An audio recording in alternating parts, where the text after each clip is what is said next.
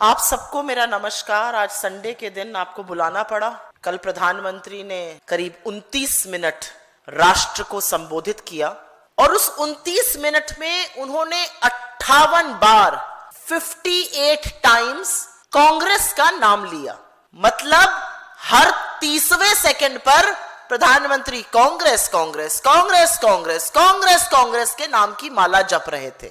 29 minute बोले, 58 बार कांग्रेस का नाम लिया। तो ये डर अच्छा लगा देखकर, और इसलिए अच्छा लगा क्योंकि कहीं पर यह निहित है कि कांग्रेस सच के साथ है, साहस से लड़ती है और इस देश के लोगों का मुद्दा उठाती है। और इससे नरेंद्र मोदी जी बौखलाए हुए हैं, घबराए हुए हैं, क्योंकि उनकी जो चोरी थी, जो उनका षड्यंत्र था, उसका पर्दाफाश कांग्रेस पार्टी और समूचे विपक्ष ने कर दिया, देश के सामने लाकर खड़ा कर दिया और उनके मंसूबों पर, जो विभाजनकारी मंसूबे थे, उस पर पानी फेर दिया। यकायेक नरेंद्र मोदी जी इस देश की आधी आबादी के खैरख्वाह बनना चाह रहे हैं। सडनली महिला सम्मान की बात कर रहे हैं, महिला सशक्तिकरण की बात कर रहे हैं। लेकिन असलियत यह है कि महिला आरक्षण तो मुद्दा ही नहीं है। उनकी मंशा महिला आरक्षण है ही नहीं। वो महिला आरक्षण के पीछे छिपकर विभाजनकारी और अलोकतांत्रिक परिसीमन करना चाहते हैं। लेकिन नरेंद्र मोदी जी महिलाओं के बारे में क्या सोचते हैं, क्या कहते हैं और किस तरह की भाव भंगिमाएं बनाते हैं महिला सम्मान में, मोदी जी मैदान में, जरा पहले ये देख लीजिए। इस देश में कभी किसी ने 50 करोड़ की गर्लफ्रेंड देखी है? 50 करोड़ की गर्लफ्रेंड। रेणुका जी को कुछ मत कीजिए। रामायण सीरियल के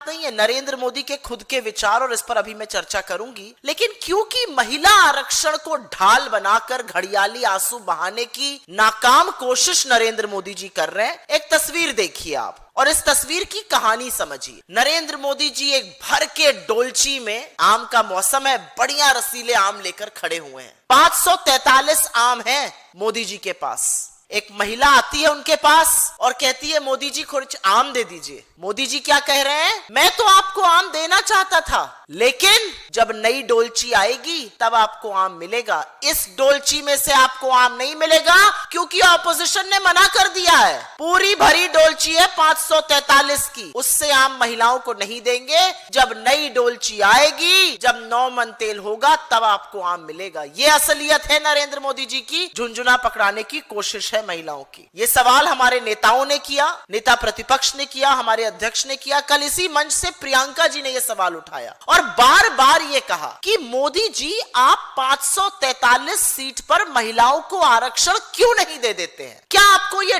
डर है कि पुरुषों की संख्या कम हो जाएगी? क्या आप पुरुषों को बचाने के लिए महिलाओं के साथ ये सौतेला व्यवहार कर रहे हैं? आप क्यों हमारा हक छीन रहे हैं? हमारी पार्टी, पूरा विपक्ष आपसे लगातार कह रहा है, कल लाइए विधेयक। 543 सीटों में 1/3 मतलब 181 सीटें महिलाओं को दीजिए, हम आपको साथ पूरा देंगे। आप क्यों नहीं दे रहे हैं आरक्षण? आप महिलाओं के आरक्षण का विरोध क्यों कर रहे हैं? आप महिलाओं के आरक्षण में अड़ंगा क्यों बन रहे हैं? और आपको क्या लगता है महिलाएं आपकी चालबाजी नहीं समझ रही हैं? महिलाएं ये नहीं समझ रही हैं कि पुरुषों को बचाने के लिए आप उनके हक से उनको वंचित कर रहे हैं और फिर खुद घड़ियाली आंसू बहाकर स्वांग रच रहे हैं? अगर आप महिला आरक्षण देना चाहते हैं तो कल लाइए विधेयक, सब मिलकर पारित करेंगे। 181 सीटें 543 की लोकसभा में रिजर्व की जाएंगी। तो असलियत तो यह है कि महिला आरक्षण बिल हारा ही नहीं है, वो तो संविधान का हिस्सा है। आप बात को गोल गोल घुमाने में लगे हुए हैं। असलियत यह है कि 2023 का जो महिला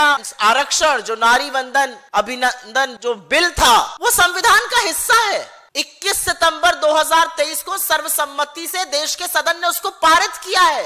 आपने उसमें कंडीशन लगाई है, वो कंडीशन हटा दीजिए। महिलाओं को उनका हक दीजिए, महिलाओं के आरक्षण में रोड़ा मत बनिए, महिलाओं के आरक्षण में अड़ंगा मत डालिए, दिखाइए ईमानदारी और दीजिए आरक्षण जो आप नहीं कर रहे हैं। कितना सिंपल है। आपके पास एक डोलची में 543 आम है, महिलाएं खड़ी है, दे दीजिए उनको 181 आम। जब नई डोलची आएगी, जब नए और ज्यादा आम आएंगे, तब मैं बांटूंगा। क्यों कंडीशन लगा रहे हैं आप? क्यों रोड़ा बन रहे हैं आप? क्यों महिलाओं को उनका हक नहीं दे रहे हैं आप? आपने लेकिन एक बात बिल्कुल सच कही। आपने कल कहा महिला अपना अपमान नहीं भूलती है, और ये आपसे बेहतर कौन जान सकता है, क्योंकि ये सच है। जब जब इस देश में महिलाओं का तिरस्कार हुआ है, आपकी नाक के नीचे हुआ है, उनके साथ अत्याचार हुआ है, उनका शोषण हुआ है, का अपमान हुआ है, आपने चुप्पी साधी रही है और आपने खड़े होने का काम परपेट्रेटर ऑफ द क्राइम, जो दरिंदा है, जो हैवानियत करता है, उसके साथ खड़े रहने का काम किया है। आइए गिनाते हैं आपको। मणिपुर की 2 बेटियों को आदमखोरों की भीड़ ने नोचा, आप चुप रहे। हाथरस में एक गुड़िया को 2:30 बजे रात को केरोसिन डालकर जला दिया गया, आप चुप रहे। उन्नाव में आपके एमएलए ने बेटी के साथ सामूहिक बलात्कार किया, उसके परिवार की हत्या की, आप चुप रहे। लखीमपुर में आपके नेता ने निर्वाचित महिला का चीरहरण किया, आप चुप रहे। इस देश की सबसे होनहार बेटियां सड़कों पर घसीटी गईं, जिस छाती पर वो मेडल लेकर आती है उनको बूटों के तले रौंदा गया, आप चुप रहे। बीएचयू में गैंग रेप करने वाले आईटी सेल के बीजेपी के लड़के पकड़े गए, आप चुप रहे।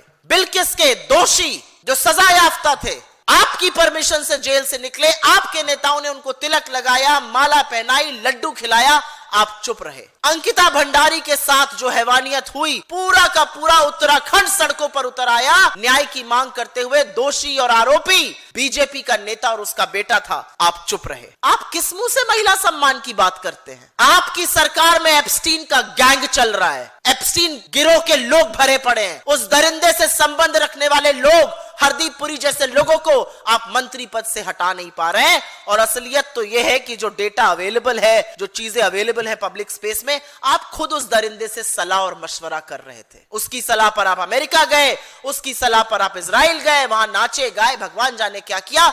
उसने ये सारा ब्यौरा दिया है, आप चुप रहे। इस देश की महिलाएं सब देखती हैं और सब सुनती हैं और बहुत समझदार हैं। ऐसे थोड़ी देवी का स्वरूप बताई जाती हैं। ये देश की महिलाएं देखती हैं कि आप कैसे चुनावी मंच से खड़े होकर कांग्रेस की शीर्ष नेत्री को, जिसने अपने सुहाग को इस देश पर कुर्बान कर दिया, जो वैधव्य की पीड़ा झेल रही है, उसको आप कांग्रेस की विधवा कहते हैं। इस देश की महिलाएं देखती हैं कैसे आप एक ब्याहता को, और शायद आप वैवाहिक सूत्र की पवित्रता को समझते ही नहीं है, एक ब्याहता को आप 50 करोड़ की गर्लफ्रेंड कहते हैं। कैसे आप एक महिला सांसद की तुलना शूर्पणखा से करते हैं। कैसे आपकी घटिया गंदी सोच है, आप कहते हैं अचार के डब्बे पे महिला की फोटो लगा दो तो अचार बिकने लगेगा। कैसे आप बंगाल जाकर एक चुनी हुई महिला मुख्यमंत्री को हैकल करते हैं, दीदी, ओ दीदी। सड़कों पर ये काम कौन लड़के करते हैं, मैं यहां कहना भी नहीं चाहती हूं। इस देश की महिलाएं सब देख रही हैं। इस देश की महिलाएं सुन रही हैं कि इस देश का चुना हुआ प्रधानमंत्री चुनावी मंच से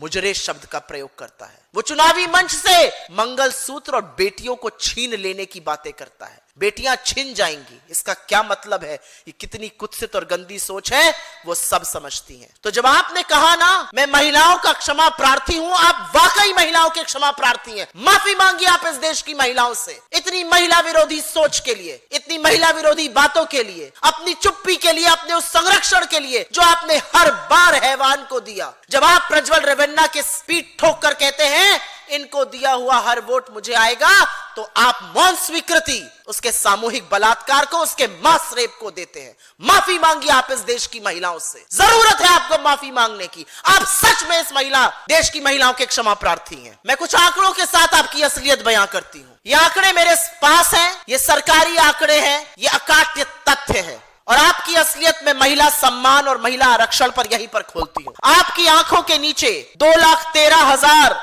जो क्राइम अगेंस्ट वुमेन थे वो बढ़कर 4,48,000 से ज्यादा हो गए। रेप के मामले 22,000 से बढ़कर 31,000 हो गए। किडनैपिंग और अबडक्शन बढ़ रहा है। आपकी 240 सांसदों में से मात्र 31 महिलाएं हैं, 12.9%, जो इस संसद के एवरेज 13.6% से कम है। आपके विधायक 1654 विधायक हैं आपके इस देश में, जिसमें से मात्र 164 ओनली 9.9% महिलाएं हैं। यह आपकी असलियत है। आपके 21 मुख्यमंत्री हैं, बमुश्किल एक महिला मुख्यमंत्री है। आपके 72 मंत्री हैं केंद्र सरकार में, मात्र 7 महिलाएं हैं, 10% से कम। और असलियत यह है कि आपके लॉ मेकर्स में से 5 पर सीरियस रेप के मामले हैं और उनमें से कुछ तो गृह मंत्रालय के छोटे जूनियर मंत्री बने रहे। असलियत यह है कि आपके 54 MP और MLAs सीरियस क्राइम जिसमें हत्या और बलात्कार के मामले हैं, उनका नाम वहां पर अंकित है। तो महिला सम्मान की और महिला सम्मान के पीछे छिपने का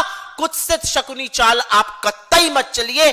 यह आपकी असलियत है महिलाओं को लेकर। मैं आपकी झुंझलाहट समझ सकती हूं। पहली बार आपके करियर में आपको मुंह की खानी पड़ी। सदन के अंदर आप एक बिल लाए और 1990 के बाद पहली बार एक संशोधन, संविधान का संशोधन बिल 1990 के बाद पहली बार लोकसभा में गिर गया और 2002 जो पोटा बिल था राज्यसभा में गिरा था, उसके बाद अब ये बिल गिर गया। मैं आपकी झुंझलाहट समझ सकती हूं, लेकिन आपको भी समझना होगा कि आप जब जब विभाजनकारी अलोकतांत्रिक काम करेगा, जो आप परिसीमन के माध्यम से करना चाह रहे थे, जो आप जातिगत जनगणना से बचकर करना चाह रहे थे, आपको समूचा विपक्ष ऐसे ही हराएगा, क्योंकि यही ये देश चाहता है। आप पानी पी पी कर कांग्रेस को कोस रहे थे। 58 बार आपने कांग्रेस का नाम लिया।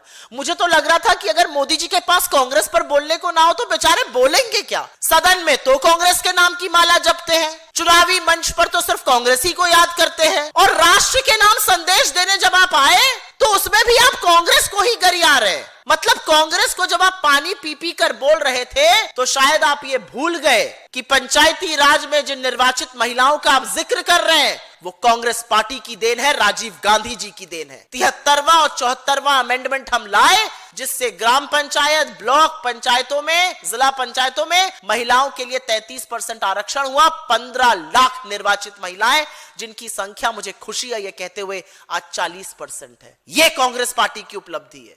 और आपका सच कितना सिया है ये तो सभी लोग जानते हैं। 1989 में राजीव जी लोकल बॉडीज में महिला आरक्षण का बिल पेश करते हैं। सदन में उसके खिलाफ वोट कौन करता है?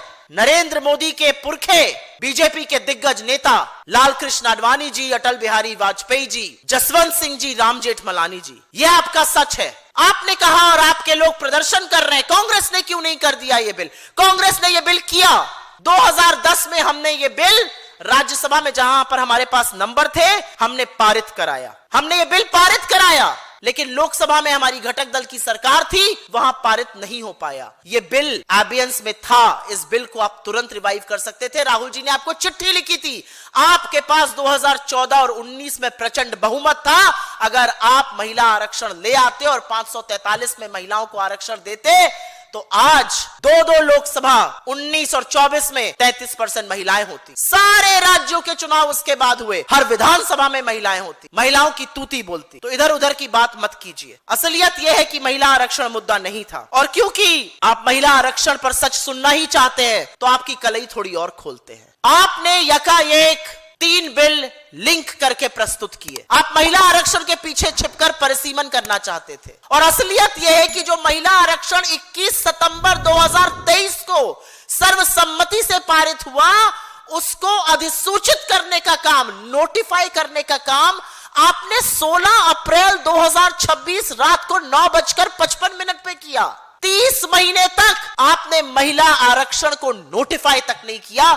यह आपकी सीरियसनेस है, क्योंकि आपकी मंशा ही नहीं थी कभी महिला आरक्षण देने की। यह असलियत है। अगर आपकी मंशा होती तो आप महिलाओं को आरक्षण कब का दे चुके होते, और पूरा विपक्ष आपके साथ होता। मैं तो कह रही हूं अभी भी मौका नहीं चूका है। 543 की वो आम की टोकरी लाइए, 181 आम महिलाओं को दीजिए। ये उनका हक है, ये किसी पुरुष का हक वो मार नहीं रही है। इससे पहले कि मैं परिसीमन पर बात करूं, आपकी कलई और खुली, और इसलिए और खुली क्योंकि आपने कोई आम राय नहीं बनाई। 3 चिट्ठियां आपको लिखी गई, 29 अप्रैल के बाद मीटिंग कर लो। लेकिन माय वे और द हाईवे, तुगलकी फरमान आपका नहीं जी, हम तो अभी करेंगे। मुंह की खाई आपने। और महिला आरक्षण नहीं हारा है, मैं फिर कहूंगी आपका परिसीमन जो आप थोपना चाहते थे इस देश पर, वो हारा है। आप कितने पिछड़ी महिलाओं के विरोधी हैं, इस बार ये देश ने वो भी देख लिया। आप अपने आप को किसी भी जाति का कहते रहिए। अरे आप 12 साल से प्रधानमंत्री हैं उसके पहले 12 साल मुख्यमंत्री थे, उसके पहले विदेशों की यात्रा, America, France, London, Switzerland, Australia, Malaysia,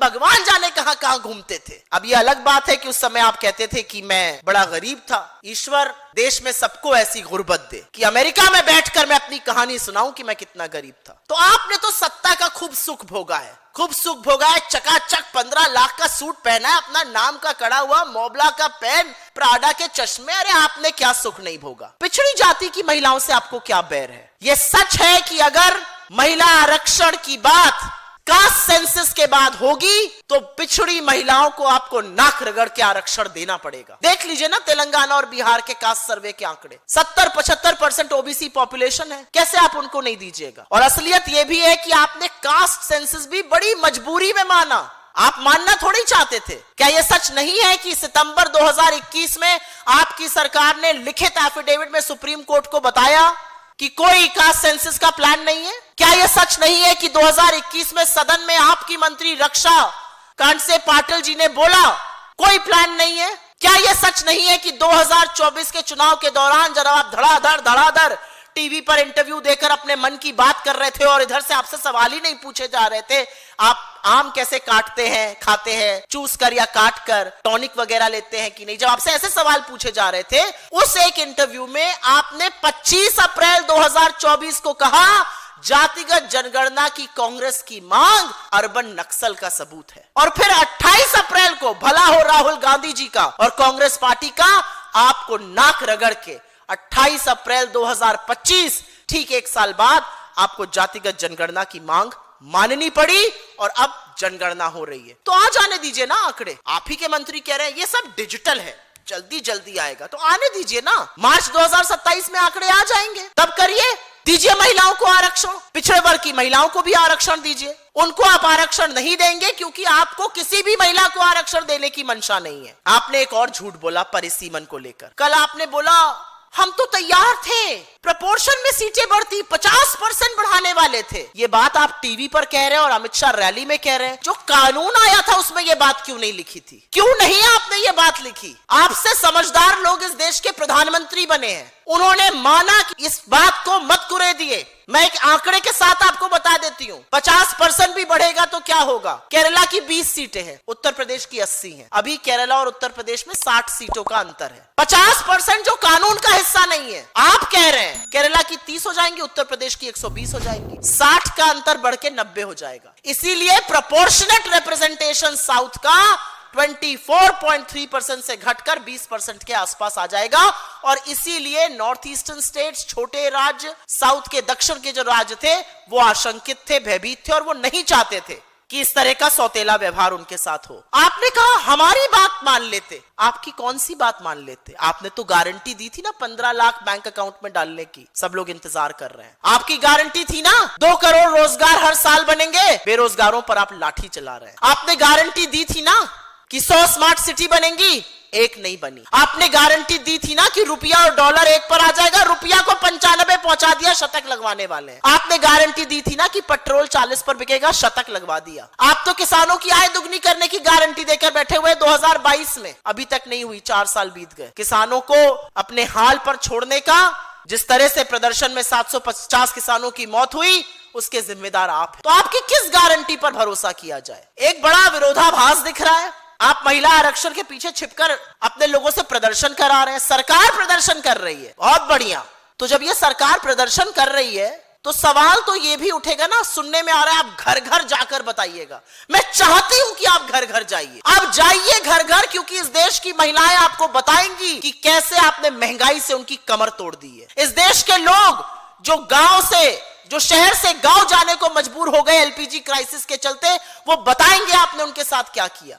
इस देश की महिलाएं बताएंगी कि कैसे रसोई गैस मिल नहीं रही, वो वापस चूल्हा फूंक रही हैं। 4-4 हजार में एक सिलेंडर मिल रहा है, ये देश की महिलाएं बताएंगी। आप जाइए, क्योंकि इस देश की महिलाएं और पुरुष जो 10,000 रुपए रोजगार महीने का कमा रहे हैं और उस पर गुजर बसर करने को मजबूर है। नोएडा में भी कर्मचारियों का प्रदर्शन देखा था, फरीदाबाद, गुड़गांव, देश के तमाम हिस्सों में, जिनकी 10-10, 12-12 साल से तनख्वाह एक पैसा नहीं बढ़ी। 10,000 रुपए में दिल्ली शहर में रहना, व्यक्ति खाएगा क्या और कमाएगा क्या, बचाएगा क्या, ये अपने आप में सवाल है। वो बताएंगे आपको। आप जाइए घर घर। हम चाहते हैं कि आप घर घर जाइए और हम चाहते हैं कि वहां पर आप लोगों की बात सुनिए। अब बात करते हैं कांग्रेस पार्टी की। आपने कहा कांग्रेस नेगेटिव है, कांग्रेस विरोध करती है। जीएसटी कांग्रेस पार्टी लाना चाहती थी, विरोध आप करते थे। खाद्य सुरक्षा बिल हम लाए, विरोध आपने किया। हमारी स्कीमों का नाम बदलकर, नो फ्रिल्स अकाउंट का नाम बदलकर जनधन कर लेना आपका रिफॉर्म नहीं है। आधार हम लाए,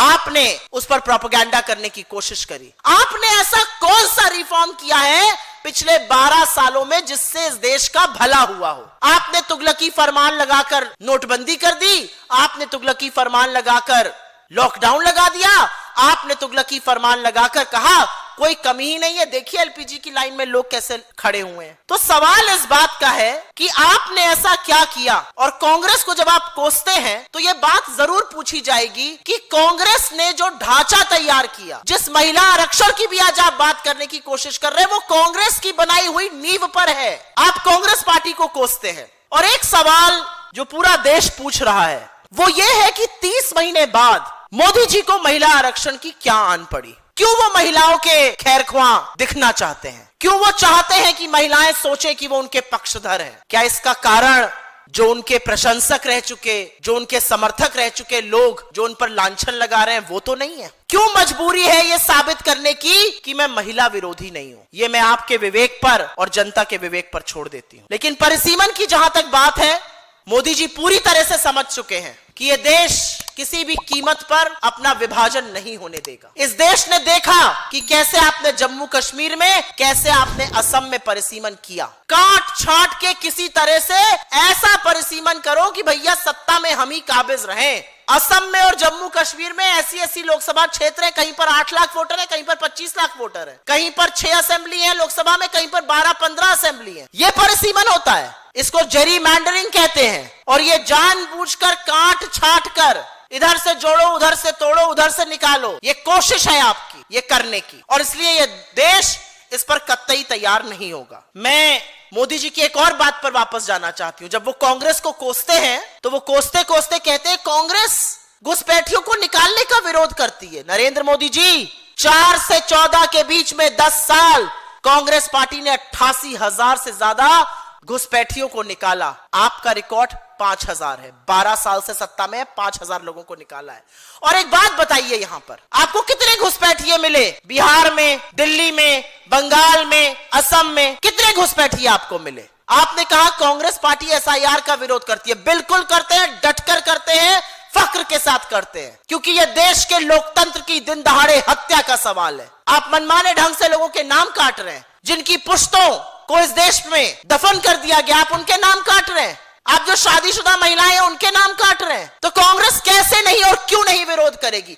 आप वोट चोरी करेंगे और कांग्रेस मूक दर्शक बनी रहेगी। आंकड़ों के साथ राहुल गांधी जी ने साबित किया है कैसे मधेपुरा से लेकर आलंद और फिर हरियाणा तक, महाराष्ट्र में भी वोट चोरी का काम आपने किया। और एक बड़ी कमाल की बात, इससे ज्यादा कमाल तो दूसरा कुछ है ही नहीं। मोदी जी ने कल फ्रस्ट्रेट होकर बिल्कुल कहा, कुछ भी करो कांग्रेस पार्टी बवंडर मचा देती है। With all due respect to all of you, पूरा का पूरा मीडिया आपके अंगूठे के नीचे, सारी संस्थाओं पर आपका कब्जा, वोट चोरी में हर तरह की मदद चुनाव आयोग आपकी कर रहा है। और उसके बावजूद, और ये भी नहीं, सोशल मीडिया पर आपसे कोई सवाल पूछ दे, आपको कोई आईना दिखा दे, उनको गिरफ्तार करने का काम आप करेंगे, उसका हैंडल बंद करने का, चैनल बंद करने का काम आप करेंगे। और फिर कांग्रेस बवंडर मचा रही है। मुझे फक्र है कांग्रेस पार्टी पर, और यही हमारा इतिहास है। जब ब्रिटानिया हुकूमत भी हमें इस तरह से प्रताड़ित करती थी, हमारा दमन करती थी,